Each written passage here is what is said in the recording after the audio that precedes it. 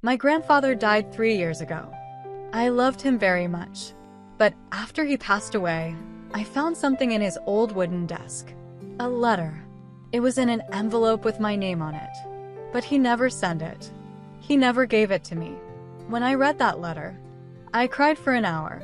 Today, I want to share that story with you. This is a true story about family, fear, and a letter that arrived too late. My grandfather's name was Thomas. He was a quiet man. He worked in a small library for 40 years. Every Sunday, my family ate dinner at his house. He always sat at the end of the table. He smiled. He listened. But he never talked much. When I was 20 years old, I made a big decision. I decided to move to another country. I wanted to study art in Paris, France.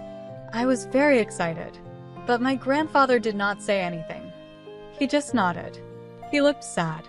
The night before I left, he came to my room. He stood at the door. He opened his mouth. Then he closed it again. He said only one sentence. "Be careful with your heart, little bird." That was his nickname for me. Little bird. Because I always wanted to fly away. I lived in Paris for 7 years. I called my grandmother every week. Sometimes I talked to my grandfather too. But our conversations were short. "How is the weather?" he would ask. "It's cold," I would say. "Wear a coat," he would say. Then silence. I never felt angry. He was always like that. But sometimes, I wanted more. I wanted him to say, "I miss you," or "I am proud of you." But he never did. Then, 3 years ago, my mother called me. Her voice was shaking. "Grandfather is very sick," she said. "You should come home." I bought a plane ticket for the next day. But I was too late. He died the morning before my flight.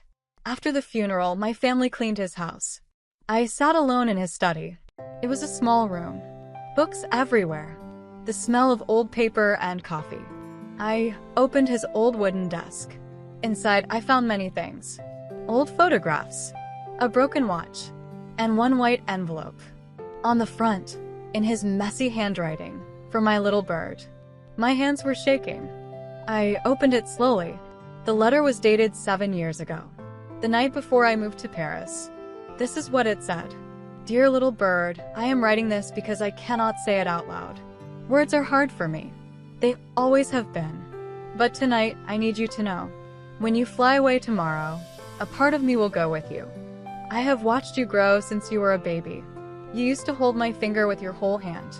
You used to fall asleep on my chest. I never told you that I love you. Not enough. I thought you could see it. In the way I saved money for your art lessons.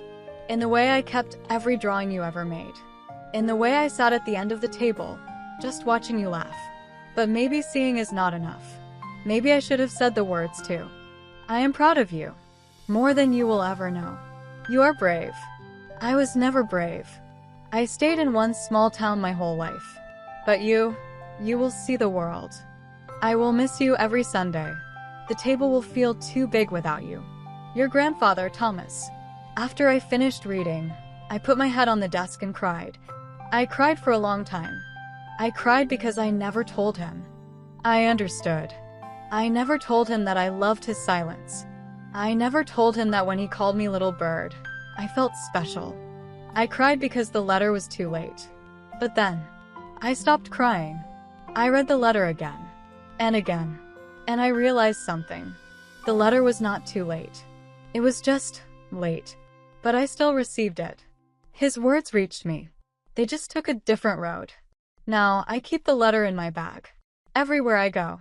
When I feel lonely, I read it. And I remember that silence is not empty.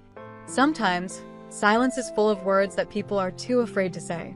My grandfather could not say "I love you" when he was alive. But he wrote it. He tried. And that is what matters. So now I try to say the words. Even when it is hard. Even when my voice shakes. I call my mother and tell her I love her. I write letters to my friends. I do not wait. Because a letter that arrives late is better than a letter that never arrives at all.